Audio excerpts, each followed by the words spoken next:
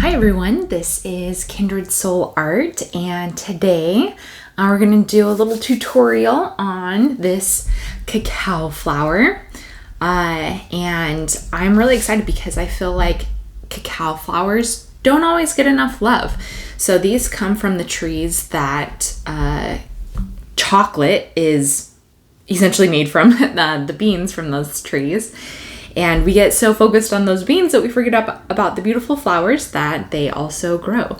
So I have an outline that I've made for you for these flowers. And I'll put the link to this in the description below so you can have access to this. And when you're using this outline, so cacao flowers in their native habitat, the branch will be right here and the flowers kind of hang off in little bunches, and they're super teeny tiny flowers. And so you can use the outline this way, which would be more true to what you would find them like in nature, or you can have them upright like I did in this picture, just to highlight different pieces of the flower. So if you do use it this way, make sure you adjust your shadows to put the shadows on the underside of the flower rather than the light coming from this way, if that makes sense. So your light source, if the flower is hanging this way, is going to be coming down, so you're going to have shadows more underneath, rather than if it's this way and the light source is coming this way, then the shadows are going to be on this side. So just a note on using the outline for that. Also, this is just an outline, and you can do whatever you want with this project. It's your painting and you are free to do whatever you want. So today, what we're going to do is I'll start with doing an outline, drawing that in, and then we'll add shading to the white petals, and then we'll do the stem, and then we'll do the red parts, and then we'll add the background in, and finally we'll add some details and kind of going back in to make sure all the different parts are filled in and feels good, and then finally we'll add some little highlights at the end. I think so. Just a word about the highlights. So today I'm going to be using Bleedproof white for my highlights. A lot of watercolor purists don't love using white paint. Instead, they'll use the paper as the white. So they'll leave blank those spaces that they want to leave as white. So you're welcome to do that. For me, I find it easier to use Bleedproof white, and I kind of like the look that it has. So that's what I'll be using today for those white parts. For the paper, I'm going to be using Arch's cold press paper. But honestly, you can use whatever you have. I think there's kind of a strange idea out there about, the art supplies you have to have and must have. But honestly, you can make so much work. Even cheap paper, if you can learn to work with it, you can still do some pretty fun stuff. Although I will say the nicer supplies make it a little bit easier. This other one that I did was actually on hot press paper, and hot press paper is a little bit smoother. You can see it does not have the same texture as the cold pressed, so the lines are a little bit easier to get smooth, and the downside for the hot press paper is that the paint doesn't spread as easy, which there's pros and cons to that. So whatever you want to use, that's totally up to you. And the beauty about art is it doesn't have to be a certain way. So you can kind of explore and see what works best for you. For the paint that I'll be using, I have mostly M.Graham paints. You can see I have a very messy palette. Again, with supplies, use what you have. It doesn't have to be something extra super fancy, although on certain papers, some paints will work better than others. The main colors that I chose today are going to be kind of this indigo and some like brownish golden yellow, some darkish red, and some green. And you'll see me pull from different colors to adjust shades a little bit, but really just use what you have. And even if you want to make this flower, you know, purple or glittery pink or whatever it is that suits your heart, you can make it whatever you want to be. A lot of the cacao flowers are yellow, and will have a lot more yellowish tint than I put in. And these little stems off the side here are also yellow or white. But I chose to make mine red, and you can choose to do whatever you want with yours. And brushes. Okay, so the brushes I'm using, I'm gonna plan on using a 10. I might switch, and if I switch, I'll let you know. But this is a silver black velvet brush, and it's a really, really nice brush since it comes to a really fine tip. But it's a little bit thicker in the back, and so you can use it for the thicker parts, but also get some really fine detail on it. Again, use what you have. It doesn't have to be fancy, and even if it doesn't come out perfect or exactly what you want, you've learned something about the brushes that you've used, about the paint, about the paper. It's all part of that learning and growing process. The other one I might use is 12. That's just a little bit bigger for the background, so I can cover more space. But you can still use a number 10. It just might take you a little bit longer. You can also use even bigger brushes than this if you want to save yourself some time. Okay, let's see what else. I have also a little towel here to wipe my brush on, and also have my water.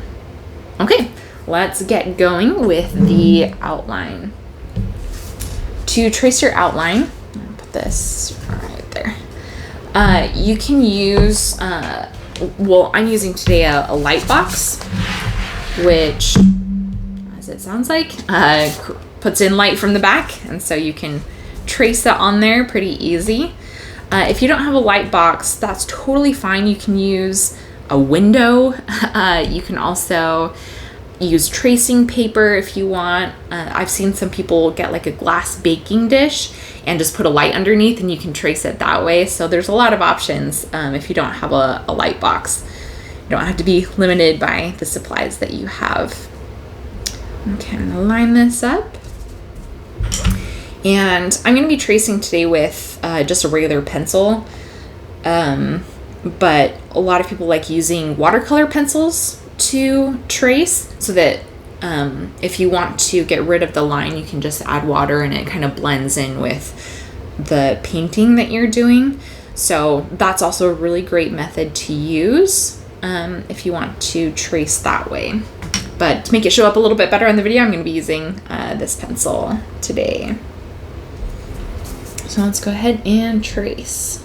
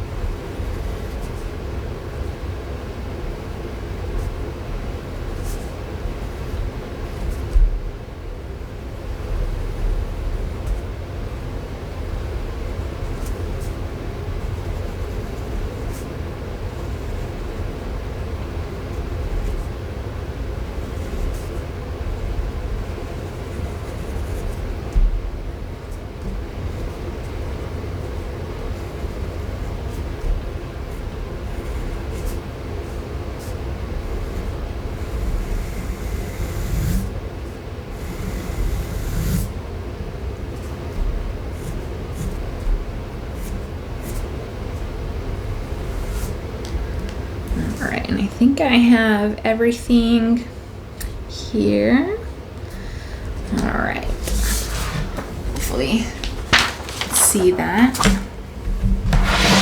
Okay, perfect.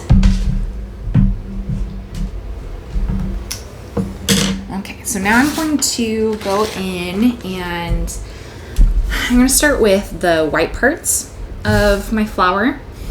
And even though it's a white flower, it's still going to have some shading to it, right? Nothing in nature is pure white, because you're always going to have light that comes around it. So let me see if I can grab an example of the shading. So this is just a regular eraser, but you can see that the light on this side is so much brighter. And even though it's the same color eraser all the way around, this is a different color, right? So even though your petals are white, as they shift into shadow, they're going to be changing some color.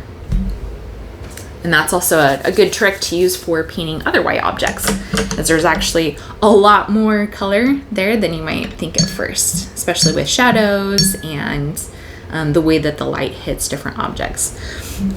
So a lot of the shadowing that we're going to add here is towards the center, where there's going to be these other structures that cast a shadow, and then maybe towards the outside a little bit, just to give it some body and depth. So I'm going to be using just a little bit of yellow. I have this golden yellow, and then more brown.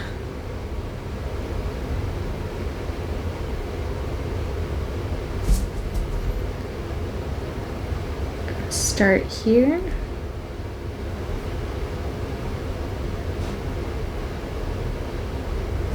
Then I'm going to get my brush wet and kind of fade it out.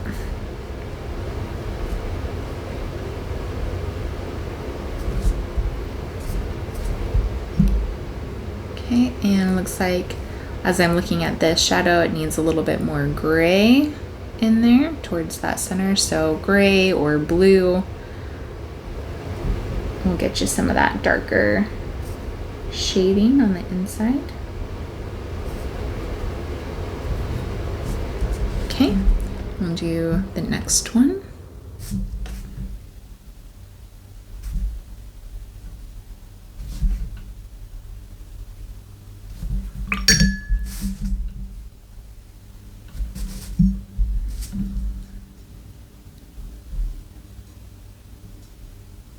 That little bit of shading on the inside.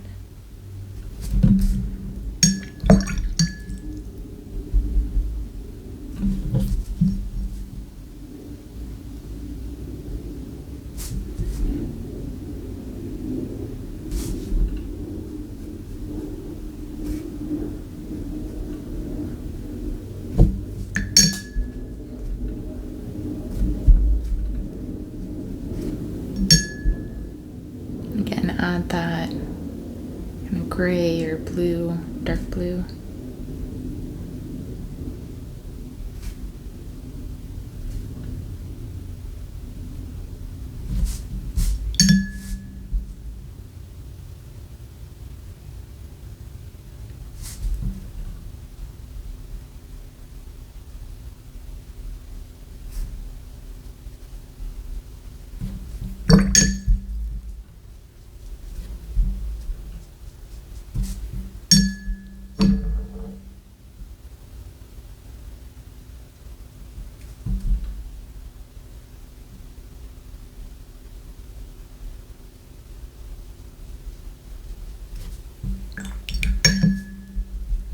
Okay, and I'm gonna add just a little bit more of that golden yellow to mine.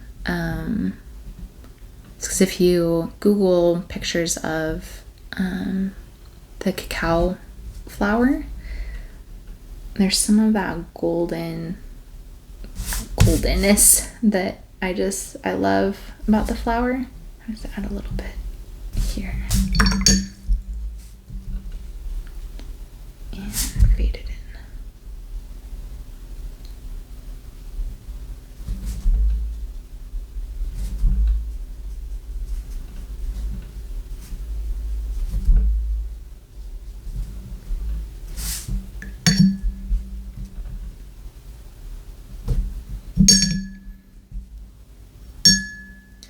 Okay, and then we'll do these other little white bubbles coming up. And again, you'll want the shadow side kind of on the bottom here. And because it's curving, your highlights are going to be here, here, here, here, a little bit on the top here, and then a little bit on the back.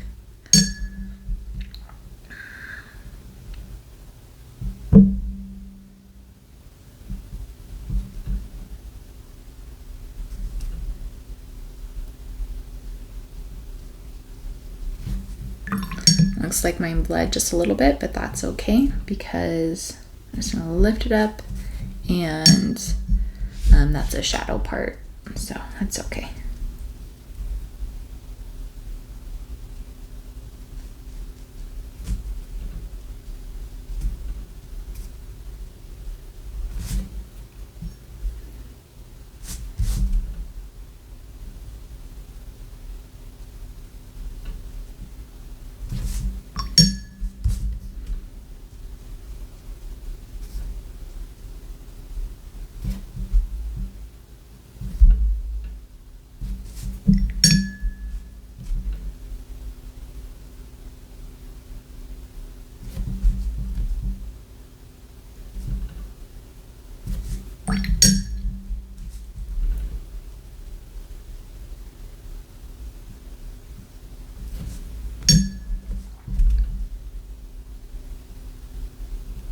As I'm adding little shadows around, I'm trying to leave those spots lighter so that there's some of that shape that it gives.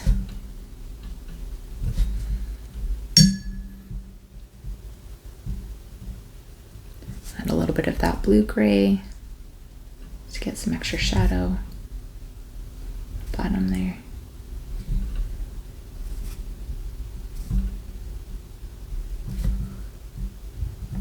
This needs a little bit more brown. That's a little bit too much. So then I'm going to pull back a little bit.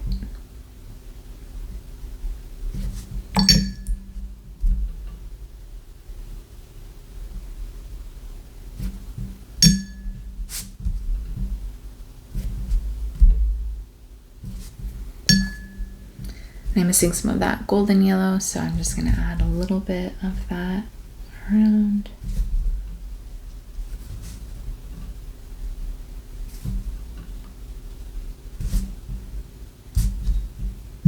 Okay, and don't forget your little back ones here. They're so tiny.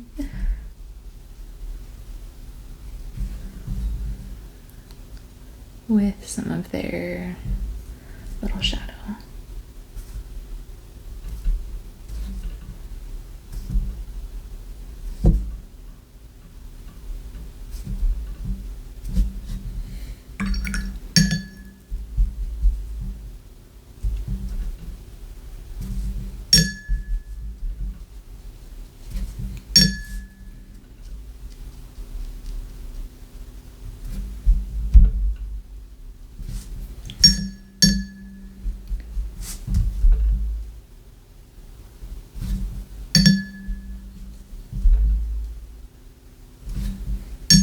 I almost forgot the big one in the front.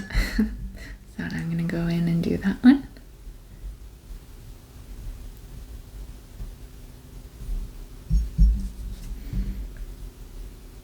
And trying to leave kind of these two big spots in the front a little more highlighted. We'll still go back in with some bleed-proof white to add a little bit, but it's nice to have some of that space already built into your painting.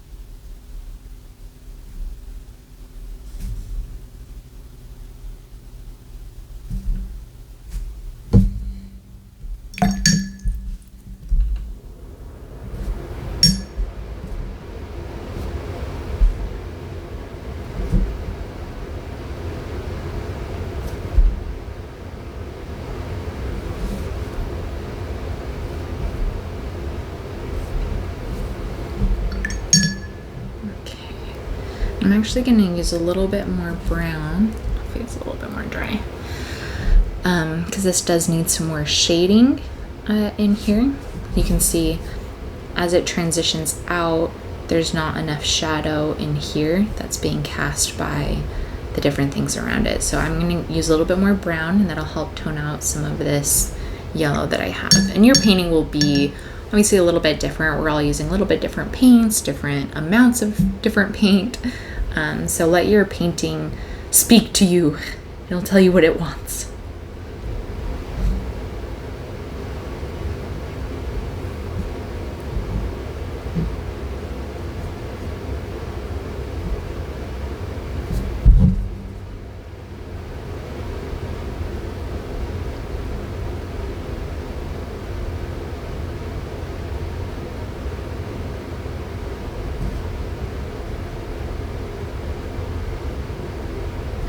And I think this painting, it's dry enough now to also add the lines that come down the middle of the petals. So after I finish this part, I'm also going to add those.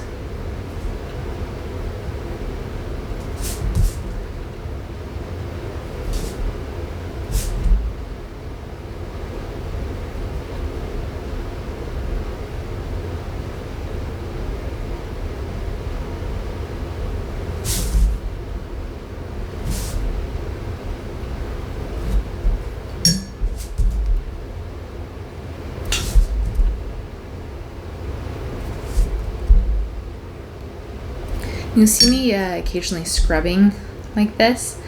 You want to be careful with your brush because I've ruined a number of brushes doing that way, but it is a technique that you can use to lift some of the paint, where you set your brush down, make sure it has clean sort of damp bristles, and just rub a little bit and lift up.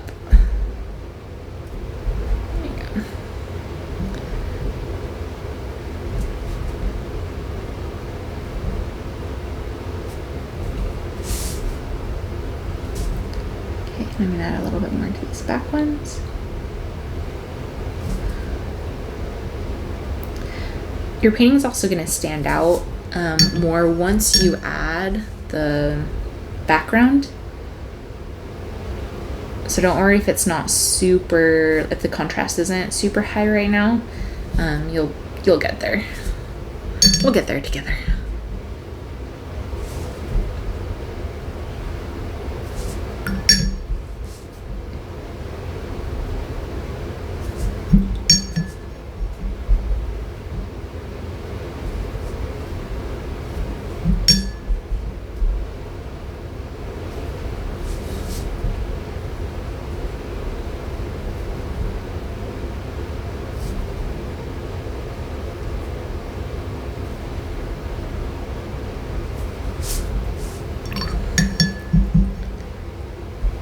I think that's just about good enough for right now. I can also come back when that's dry and add that line on those ones since they're still wet.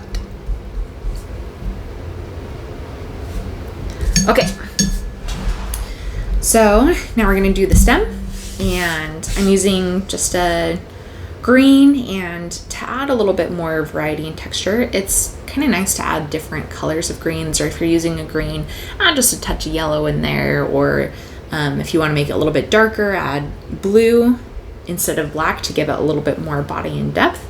You can still add black, but try blue first and see what you get. Okay, so I'm pulling in my green.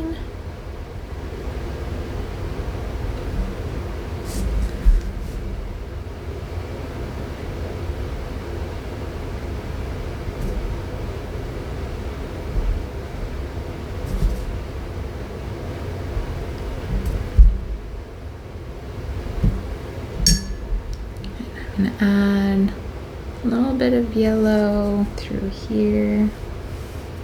Again, just to give it some variety and make it a little bit more interesting. And then I'm gonna add some blue to make it a little bit darker.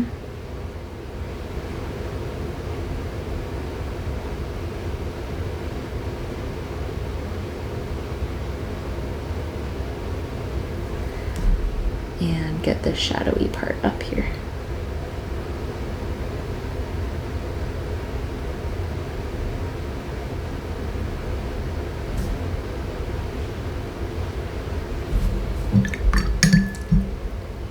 Then I'm gonna fade this a little bit, blend that in, pulling my brush down.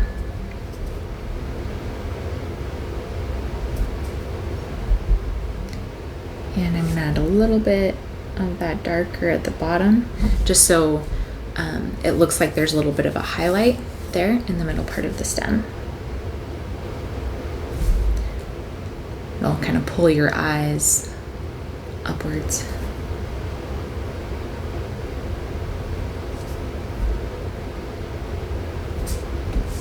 Okay, we're doing good.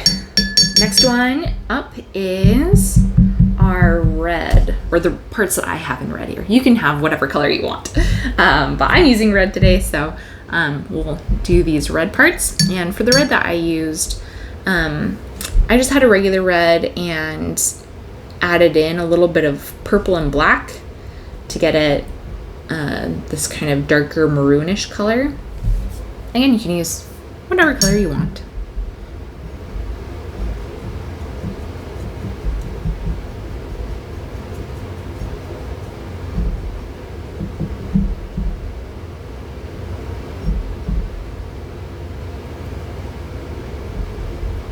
I'm adding some purple and just a little bit of black. And you'll need a little bit more than what I have here. Maybe quite a bit more than what I have here. And then mix up a little bit more.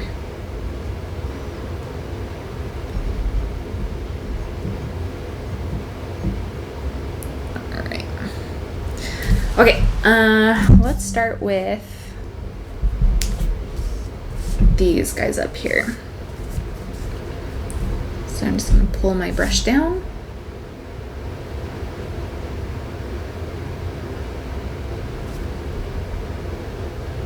So where it's really nice to have a brush with a nice pointy tip.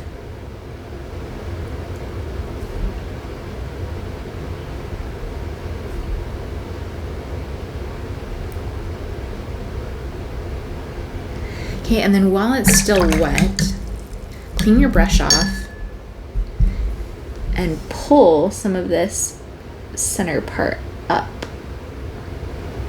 See how that makes a nice little highlight, natural highlight for you? I'm going in and pull, paint just a little bit.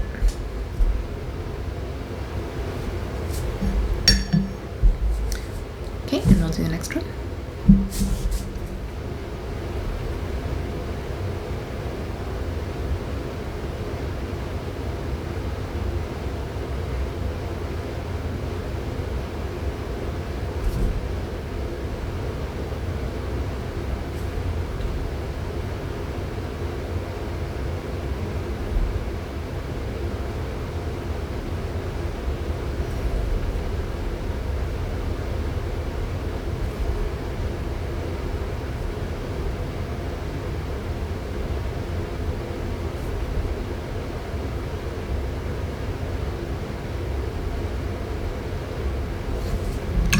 Again, rinse your brush and pull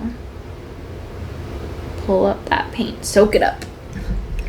If it's not working with your brush, you can also use like a paper towel or tissue. You might get a couple different textures in there with that, but it'll still work to pull up the paint.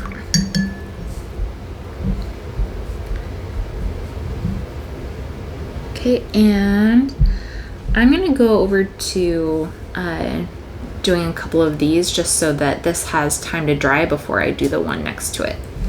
So I'm gonna go over to this one on this side. So one of the downsides of watercolor is that if it's not dry, the paint will seep into the other parts, which sometimes it's hard to tell if it's all the way dry.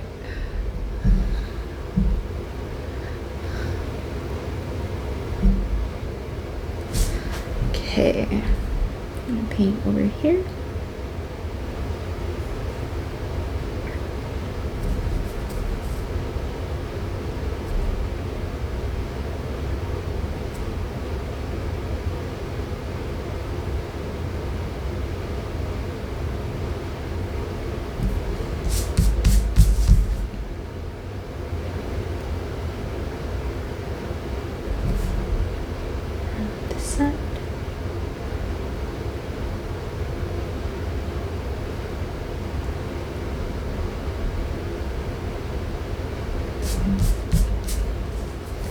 And this one in front.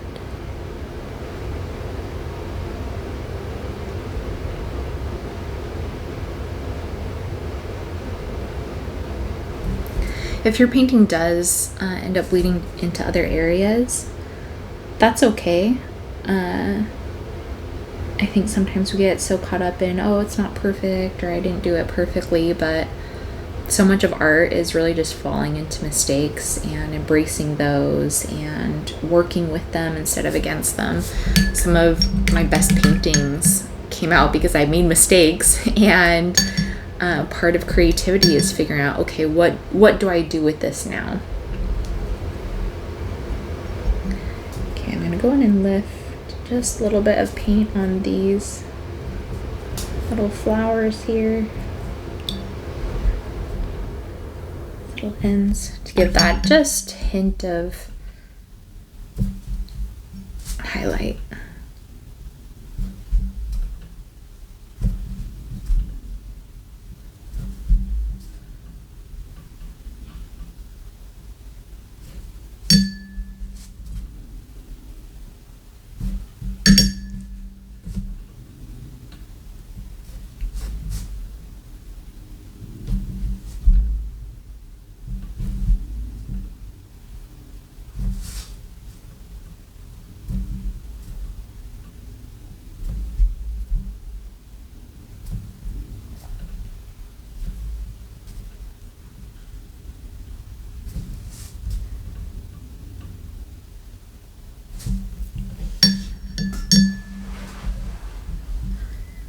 Okay, I'm gonna go to, let's do this front one.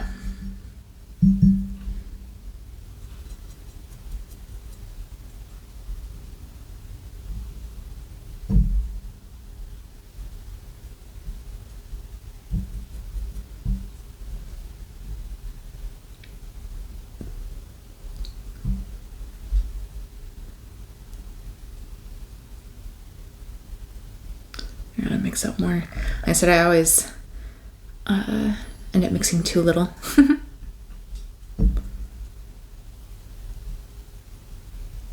That's a good color. See, if you were wise, you would mix enough to start with. But if you don't, it's okay.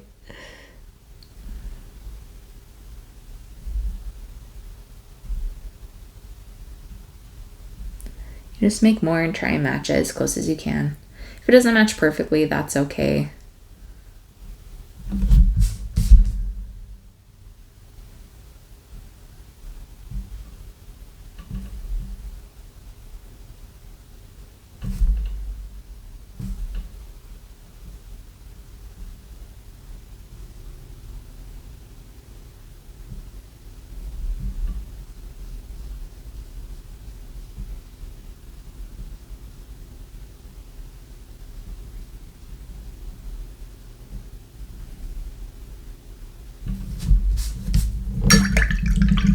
Brush and then pull up color.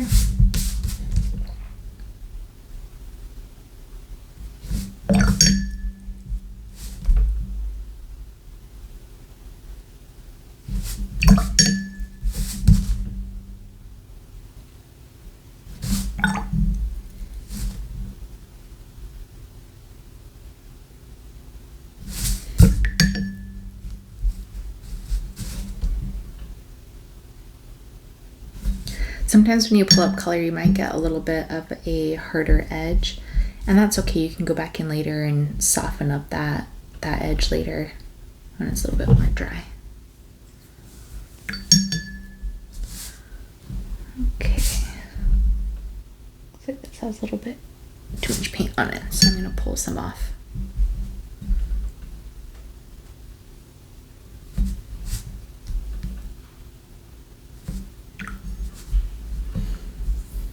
Okay, now we still have this big one left, but because I want those a little bit more dry, I'm gonna go in with these other just little pieces on the inside of these baubles. I'm not sure what these are called. I'm sure there's people who are much smarter than I am, who know all the things about this plant, but these pieces that come out, they have some kind of stripy designs on the way in. So I've made those red on mine. Again, if you want ideas of different colors you can make yours, you can just Google, cacao flower, and there's some fun colors and stuff that you can see there.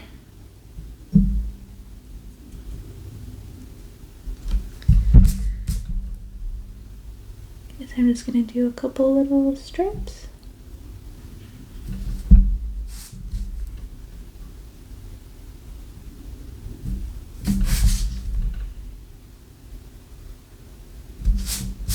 And as you pull the stripe towards the center, if you make it smaller, as you go towards the center, it'll give a little bit more depth to get a nice point as you, let's see if I can get this on another piece of paper. So as you lift your brush, you can get a much nicer point than if you were to just stop at the end and pull it up. So a lot of painting is actually the pressure that you put on the brush rather than the brush itself. So if I can go around in a circle and then I can lift, and it gets so pointy at the end. So you can use that to get a little bit finer lines on your painting. It does help to have a brush with a fine point, but you can also get it on other kinds of brushes as well. Another little one here.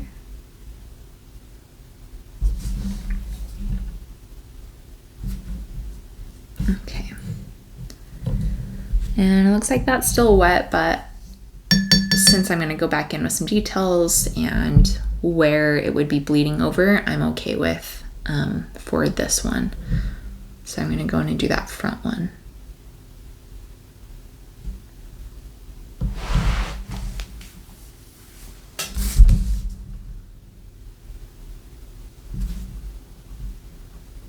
You can see I got it a little bit more red, so I'm just adding some purple and black to darken that up.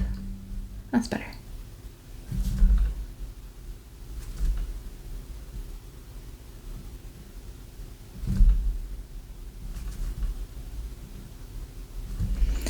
If you're also short on time and don't want to wait for it to dry, you can also leave little white spaces in between the different parts. So for example, you can see here, I've left just a little bit of white, and that can give you some breathing room with your paint.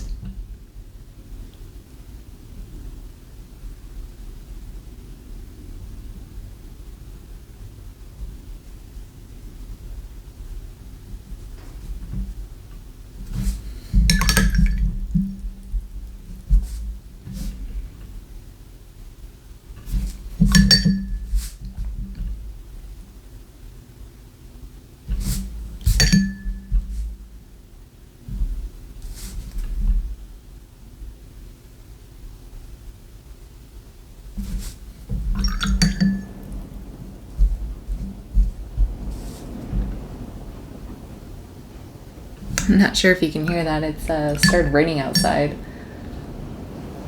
You had a little bit of a pitter patter for our paint day together.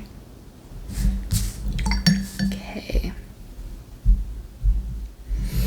So we will go back in and add some darker values down here to add some of those shadows, as well as some highlights. So don't worry too much if you're not feeling like yours is looking great. That's okay. Same with the stem down here. We're gonna add another layer of darker color to give it a little bit more contrast. So I need to let this dry first, or you need to let yours dry first as well. So I'm gonna grab a hair dryer and dry mine real quick. If you want, you can pause the video, go take a coffee break, wine, whatever your beverage of choice is, and I'll be back in just a minute.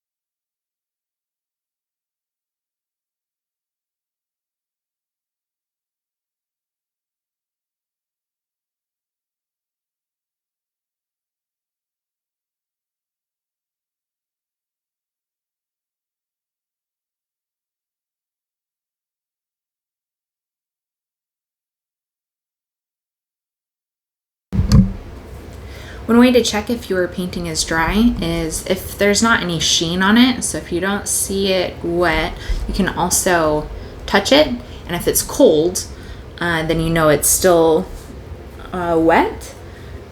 There's still some moisture there that hasn't quite dried yet. If you've just blow dried it with a hairdryer, then it still might be warm, but you'll be able to tell pretty easy if it's dry if you've blow dried it. Okay. Let's do the outside background part, then we'll come back for details and our highlights. So for the background part, I'm going to be using some blue. This one's more of an indigo blue, which it's a little bit more desaturated, or it has more kind of those darker, or you can add some brown or orange to it to decrease how vibrant blue is. I think this one is actually from a tube that is initially indigo. But again, use whatever color you want for your background. And because this is more of a loose background, we're not trying to go for anything specific. So you're going to have the water work for you on the background here to give you textures. And there's lots of different ways to get textures. This one is just with water, but you can also add salt. You can put down parchment paper or saran wrap, or you can put in rice grains to get lots of different textures in your background, however you'd like to do it most.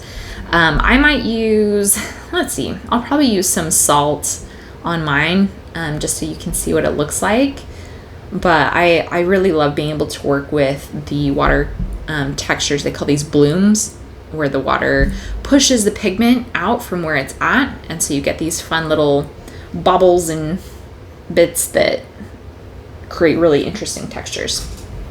Okay, I'm actually also going to change out my water because when you're trying to paint something like this, if your water is as dirty as mine is right now, then it's gonna muddy your paint in a way that you may not want. So I'm also going to grab some fresh water here.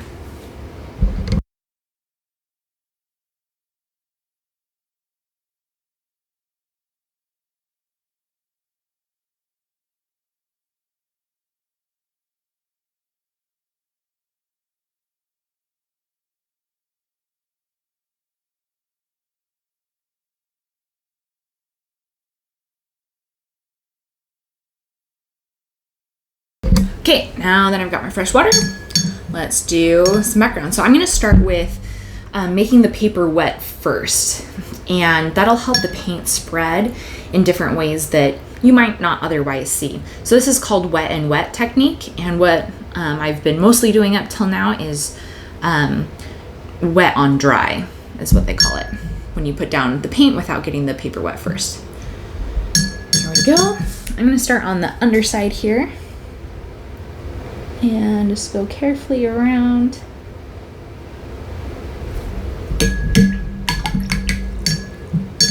Still got a little bit of red pigment in my brush.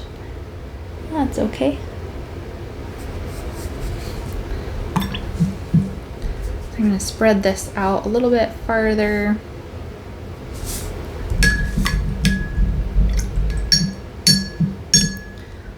And I'm actually going to switch to my bigger brush.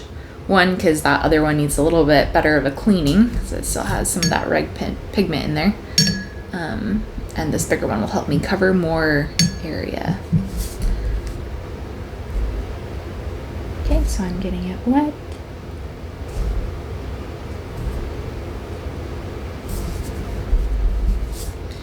Then pick your blue or purple or red or whatever it is you want in your background. I'm just kind of doing a little mix of different blues.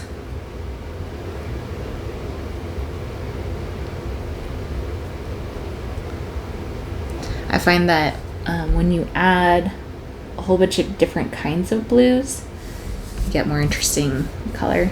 Oh, but look at that. That's so cool.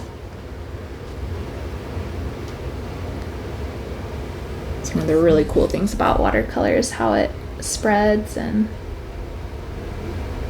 it's just really fun to watch.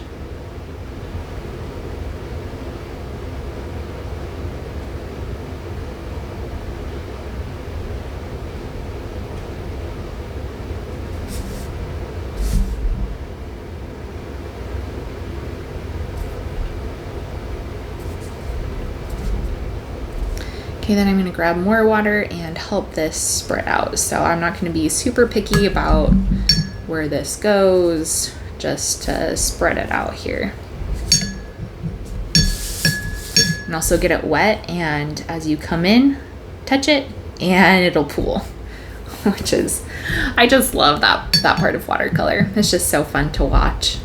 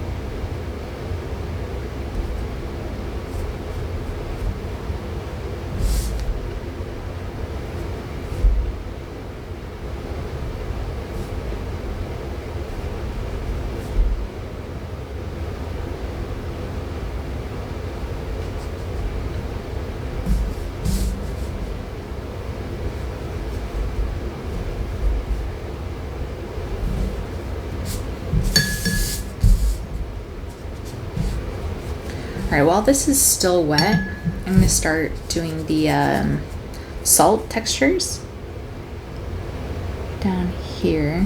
And if you're working one part of your painting that you're wanting to continue around, try and get a little bit cleaner edge. So as if this dries before you get back to it, then you're not gonna have a super rough edge there. Okay. So this is just, I think this is kosher salt, but you can use whatever kind of table salt you've got. This one has chunky boys, big ol' pieces. I'm gonna add here. I do find that Arch's watercolor paper is a little bit more picky about the timing of when you put salt down, just so you know. Go back in with some more on the other side. If you're using wood pulp paper, so like Canson watercolor paper is one that's pretty common to use. That one's a lot more forgiving for using salt. Okay, coming down this other side. As you are filling in this background, adding more of the darker values or darker color on the bottom part of your flower, so down here, or if you're doing it this way, then down on this side. But adding the darker colors on the shaded side of your painting is also going to help give you some of that depth.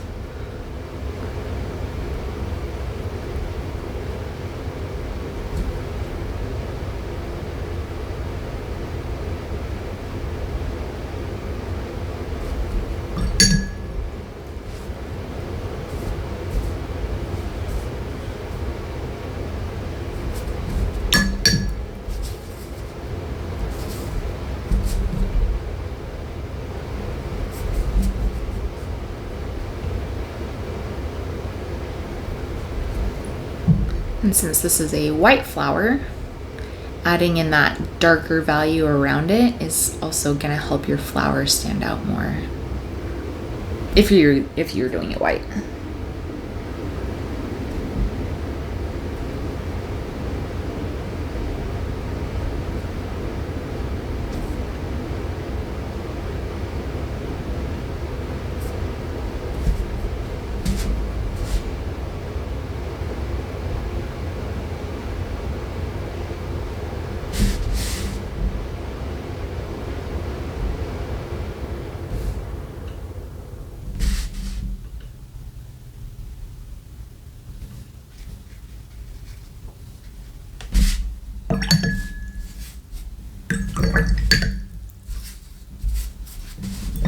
I'm just playing with water now, spreading it all around.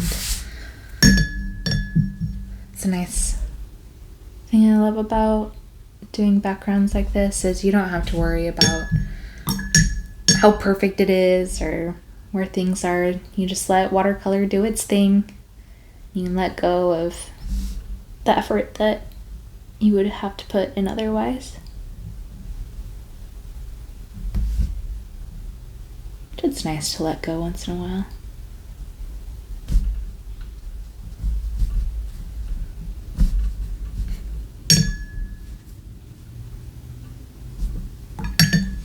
There's a lot of good life lessons in watercolor.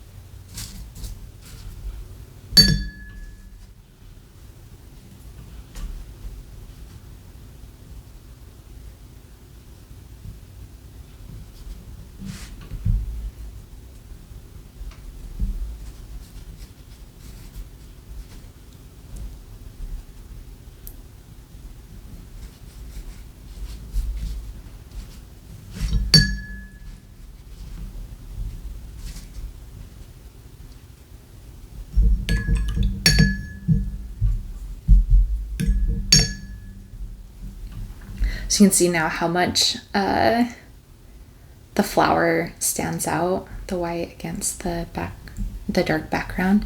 And when we go in to add shadows around here, that'll help bring out the contrast of what is already here.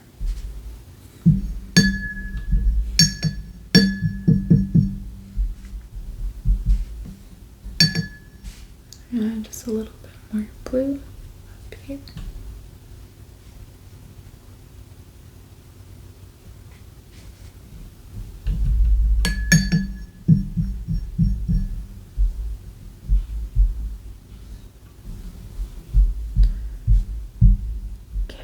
And this is pretty wet.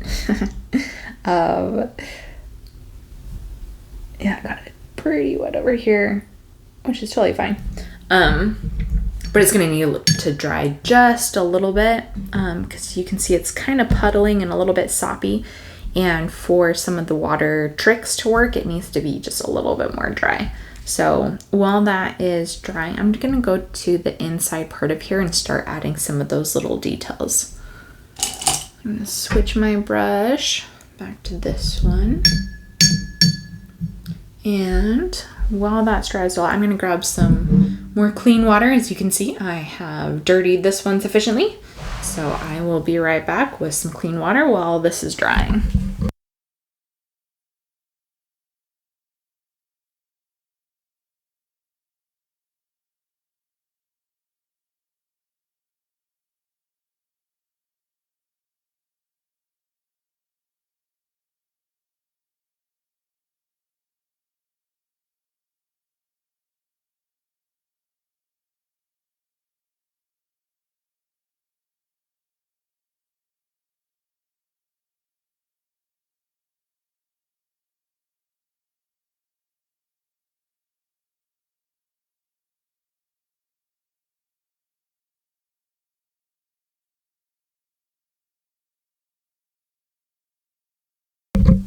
once in a while it's also nice to step away, because when you come back, you can also see things that you can't see when you're right up close. So when I came back, I saw, oh, I've got this little part here that it's a little bit too even all around this side, the spacing there.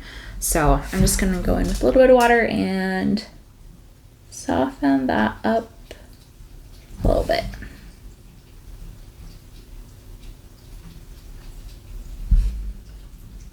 There we go. Okay.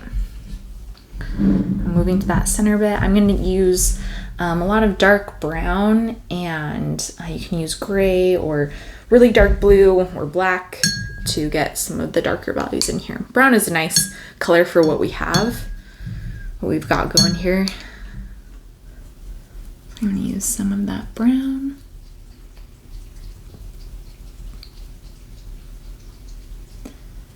Maybe add a touch of blue. And one thing that you can also do is whatever blue that, or whatever other colors you've been using, you can pull some of those other colors into whatever you're mixing, and that'll help create a little bit more cohesiveness within a painting. Okay, so I always get my hand in stuff. I'm a really messy painter, so I'm gonna try and watch to not get my hand in the paint that is still wet here. So I'm gonna put my hand down and try and brace it. I still might get my hand in some paint, but if that happens, that's okay. Like, you just work with it and see how to adjust as needed. And yeah, you just work with what you got. Doesn't have to be perfect. Okay, so I'm going in with some of that darker value. And now that this is dry, I can also pull in along those lines.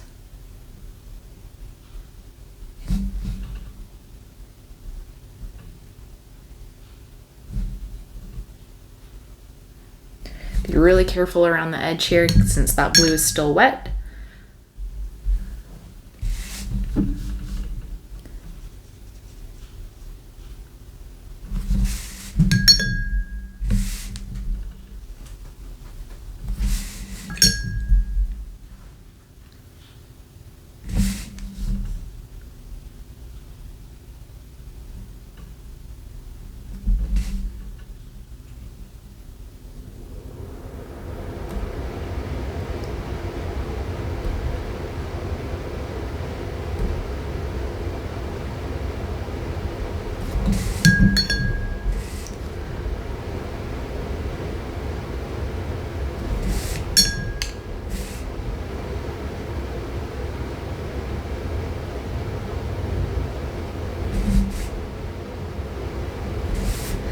So a lot of people get pretty bored at this stage of the painting when you're going back and adding in all the details, but it's that extra 5% effort of the painting that adds 20% more reward for the effort that you're putting in.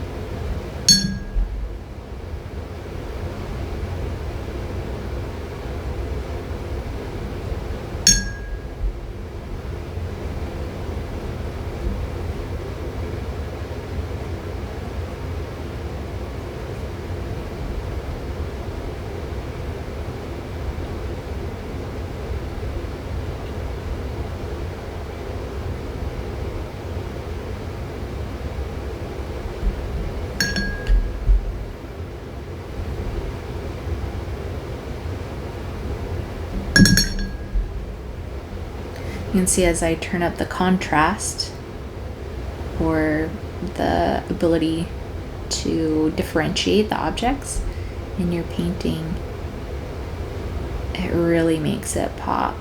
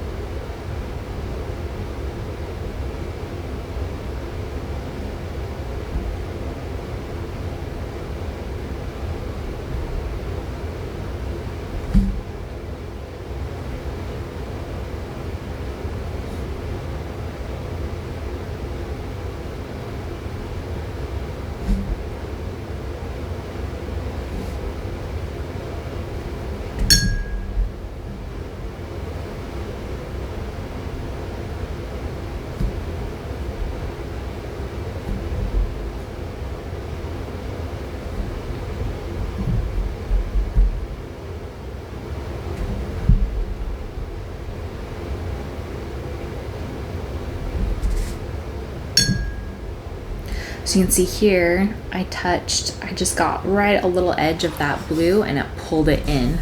So I can soften it a little bit, but also because we've used some of that blue and the brown, it's not going to be too big a deal.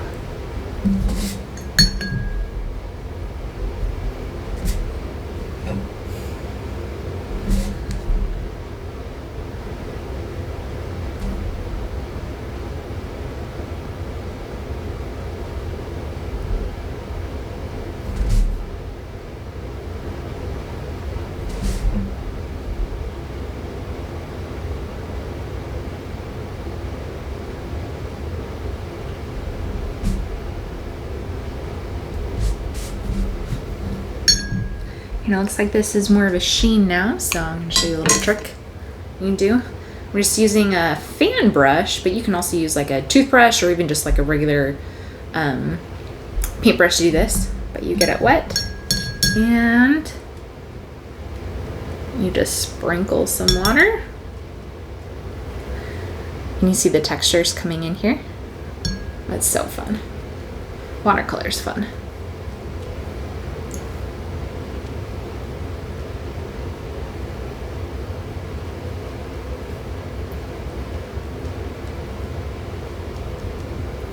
I might actually add a little bit more salt to this side.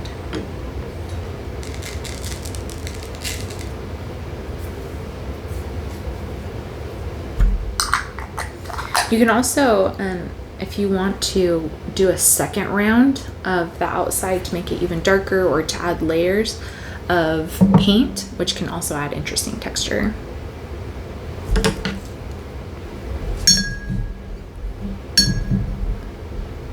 I'm going back to my red. I'm gonna make it a little bit darker than what it was so that I can add shadows in here.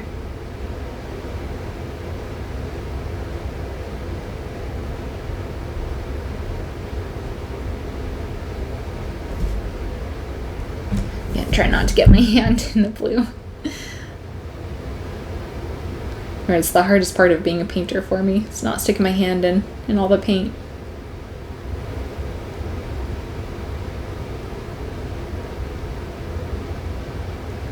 And you can see the edge is a little bit hard, so I'm just gonna rinse my brush and soften it up.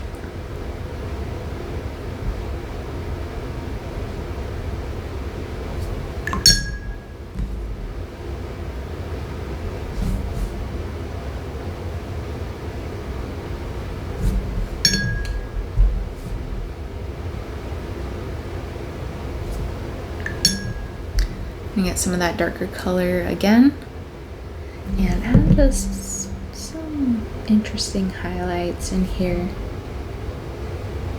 Just add a little bit of dark to one spot or one side. Rinse your brush and soften it.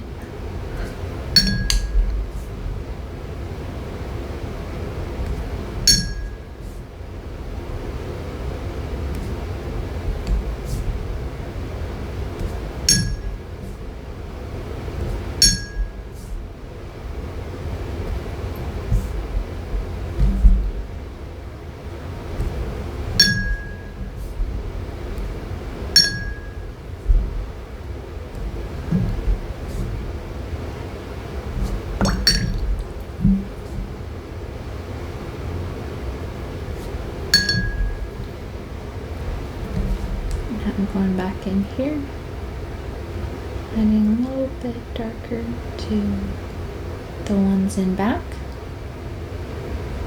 And since they're in back, they're going to be a little bit more shadowy.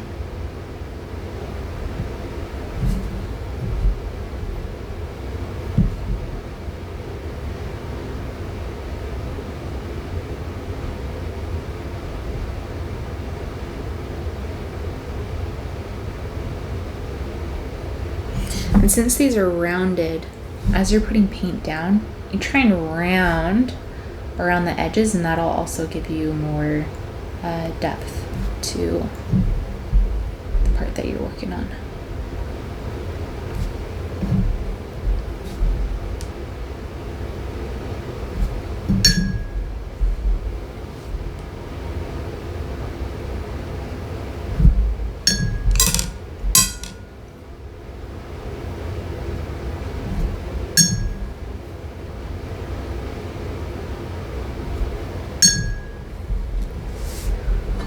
looks like we need a little bit more differentiation here because it gets a little bit messy in here on mine. Again, your painting is going to inform you what it needs, but on mine, there's not a whole lot of contrast or difference between these two parts. So I need to make that line more clear of where the structure starts. So I'm going to probably add some dark to the back part of it.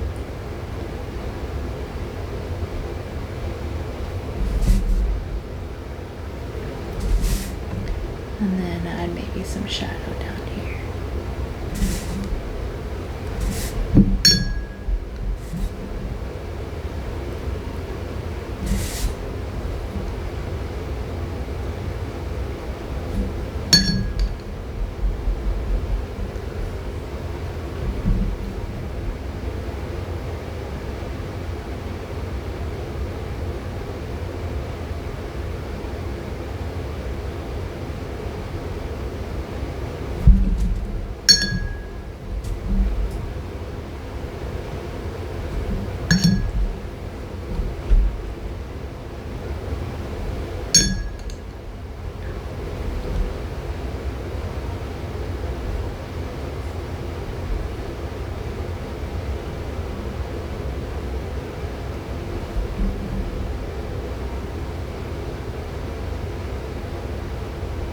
If you're not happy with how your painting is so far, one of the things that you can do after you're all done is take a marker or a pen and outline the outside of it.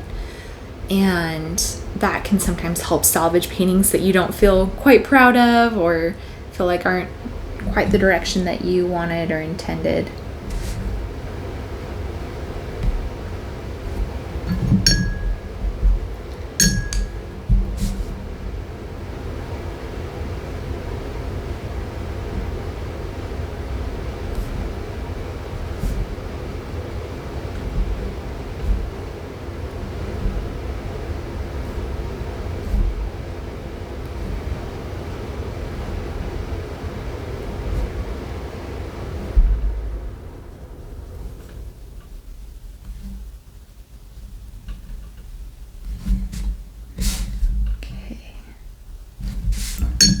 Almost done here. Just gotta add some highlights and a couple details on here. So the cacao flower again has a lot of these like veins and stripes and stuff on it. So we're gonna add some darker stripes on this part of the flower, whatever part that is called. It's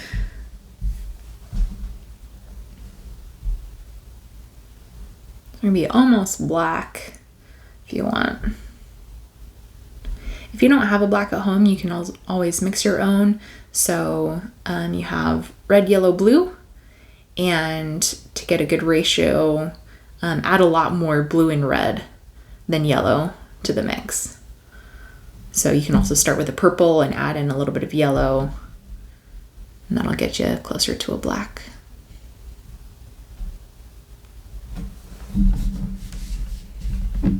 Okay, so I'm just gonna go up and around. Add some of these fine details.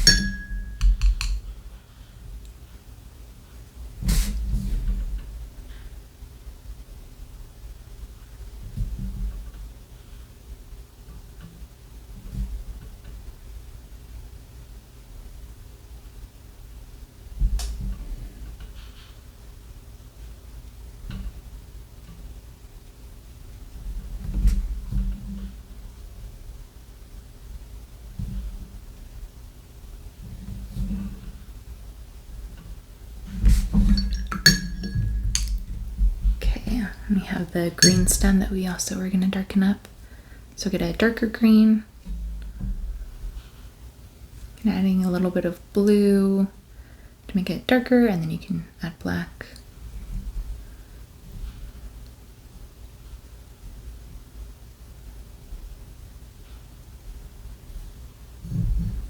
I'm going to go in very carefully.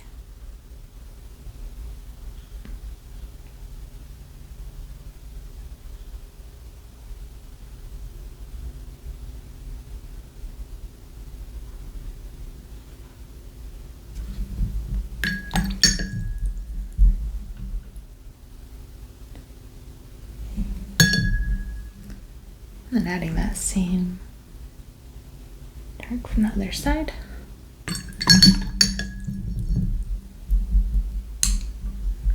Okay, good enough. And now I'm gonna get some of my Bleedproof white for our details. I'll use this brush. It's also nice to have clean water on this stage, but this water is good enough for today, I think. Get some of my Bleedproof white.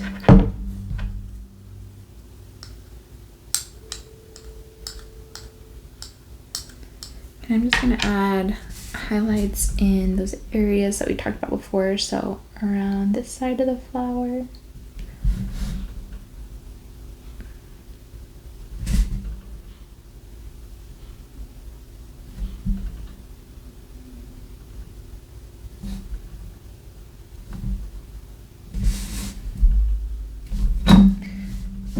Okay, and if the lights come in gently and down this way, then you're also going to get some highlights along the top part of these ribbed flowers.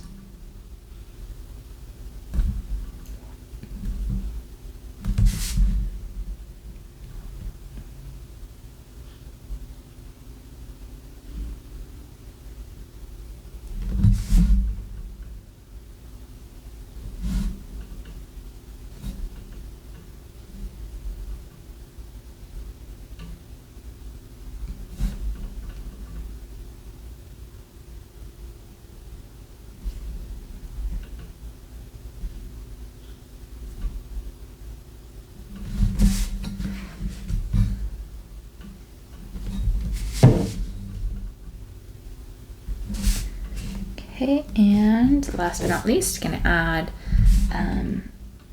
some of this highlight to the middle part of the flower, whatever this part is called. I'm gonna look that up.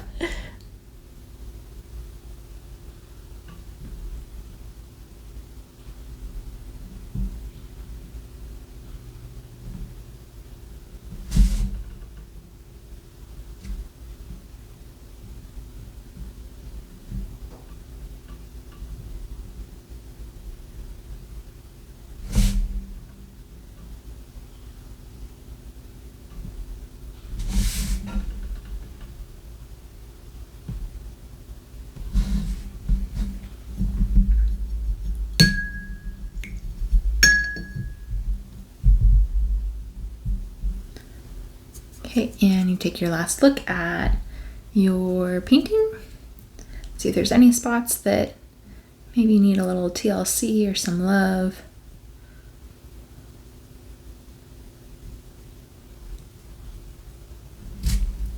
Looks like this spot for me needs a little bit of help.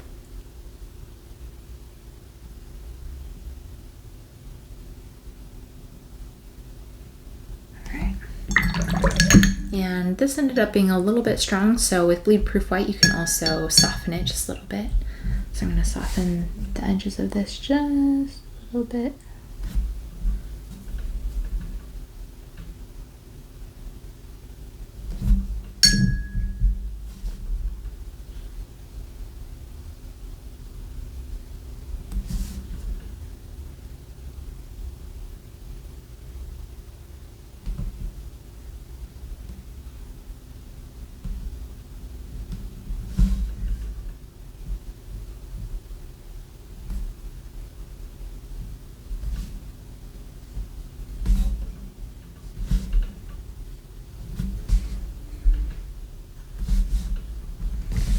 right. And voila, you have your flower.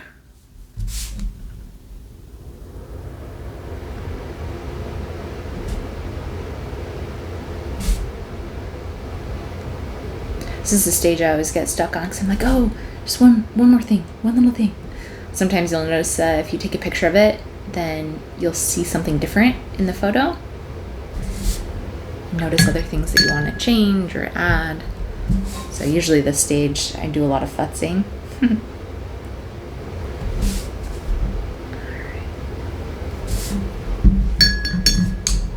And there you have it, folks. That is a cacao flower.